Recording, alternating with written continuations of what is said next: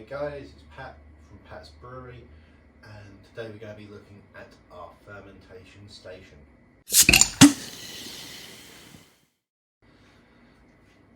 So this is a video that got requested a few weeks ago. Someone asked how I manage the heating and cooling of my fermenters, the all-rounders that I've got. So I thought, well, I'm doing a brew day today. While I've got some time in between, water heating up and bits and pieces, I'd also film this video. I'll try and keep it relatively short. I don't think there's that much really to it, but this is what we'll do. So I'll take you off your stand and we'll go and have a look. So before looking at all the bits over here, I actually figured what we'll start off with is looking at the Fermzilla all-rounder. So this one's been through a clean, still needs to have it sanitized for the brew today. And yeah, the main feature of this is that, impacts the cooling is this cooling coil. We're running in a glycol mix that runs at about, I keep it at about -3, I think, so that if the water does exceed the fermentation temperatures, it runs that through this cooling coil to cool it all down. It doesn't have to be glycol. Before I got my glycol chiller, I actually just used to have a cool box that I would fill with ice and would run cold water through. The glycol mix does make it a little bit more efficient because you don't have to keep on refilling it ice every day, but it does run on electricity, which I guess ice does as well, but doesn't really, I'm still running the freezer regardless. But anyway, one of the things that I would say, especially with this, is that so the cooling coils that you get for the Kegland Fermzillas or any of the Kegland products, although they are suited for this size, for example, today I'm only doing a 5-gallon batch, which means that it'll come up to about there, roughly, which is fine, but that cooling coil, only a small bit of it is actually in contact with the wort, so it's not as efficient. So obviously if I was doing a 10-gallon batch, then the majority of it has contact. Otherwise it is a little bit of a waste. I know that Kegland do say that for their smaller all-rounders, they mentioned with the cooling coils, you can always cut off the lengths, but I wouldn't, unless you have to fit it into your space. But if you've got limited space where you've got to cut off the tops, you might as well have a fermentation fridge, which is obviously most people's go-to. So that is effectively the cooling. Looking at it without the glycol chiller, which I'll go to in a sec. Let's pop that there. With regards to the heating aspect of it, I'm using a electric blanket that just wraps around the fermenter, and when the temperature does drop, it just kicks on a little bit of heat until it reaches temperature. So this bit here is our temperature probe, which reaches right down into the bottom. So the temperature's being measured using the Inkbirds, and each of those has its related pumps. So the cold side is connected to a pump that is in the glycol chiller. We'll show you that in a bit. And the hot side is connected to heated blanket. But yeah, so with regards to the actual hookup between the fermenter and the glycol chiller, this is one that's actually all connected. So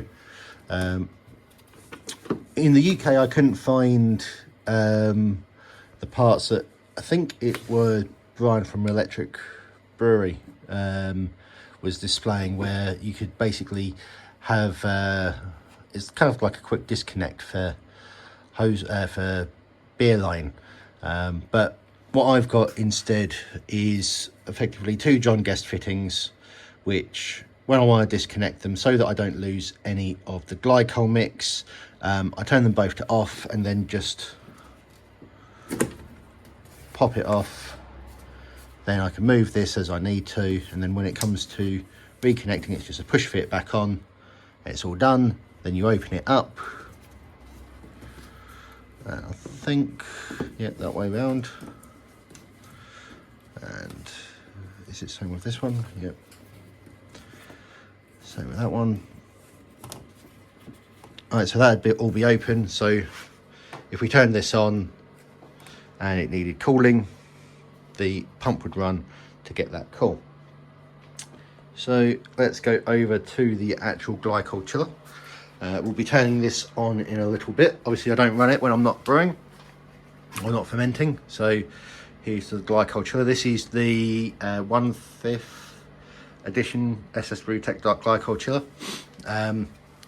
Why I've got this one set up is, rather than using the brass fittings that it came with, because obviously beer line can be a little bit stiff, I just decided to, instead of using these and having to connect it on one end and then also connect it on the other down to the pump, by just having a elbow, these 2 here link to my pumps, which we'll have a look at in one sec. So apologies for some of the noise. We've got pumps running. I've just turned on the chiller, so the compressor in that's running. So just turned on the chiller. Ambient temperature is at 7.4 degrees C, which actually to start with is probably okay, but as I say, it will get down to about -3. I think I've got it set to. Let's open this up and then you'll get to see the insides.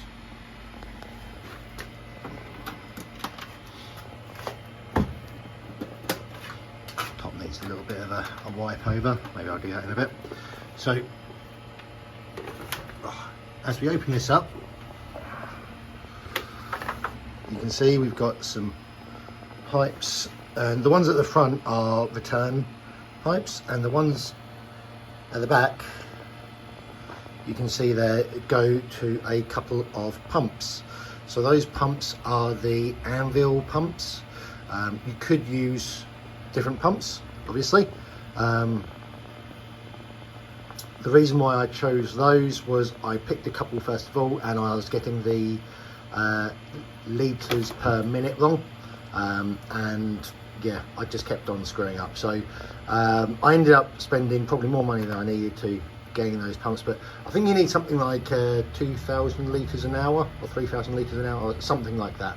But if you go on the Anvil website, you can find out what the litres per hour, I think they might do gallons per hour, rating is, and then kind of just find a pump on Amazon that does the same. But yeah, that's pretty simple with regards to that, and they'll just run once the Inkbird tells them that it's too cold. Okay, so we've just pitched in. We've got 25 litres in there. I have just added 2 litres of starter, so that's a little bit of extra. So you can see that we've got, you know, I think we're down to there with regards to the coil. So we're getting some good contact. The probe's in there nicely, and yeah, you know, we can see that we are at the right temperature. Actually, we need them to heat up now, and that is there. So that is about it with regards to how this all works. As you can see, I'm set up to do a second brew. I might try and squeeze one in next weekend, and then we'll see it all working in one go, but who knows. In any case, guys, that is about enough of that. So I figure that we'll call it a day there. And if you've got any other questions regarding the setup that we've got there, pop them in the comments down below and I'll try and answer them. Hopefully this has been of use to someone. If not, oh well, I'll catch you next time.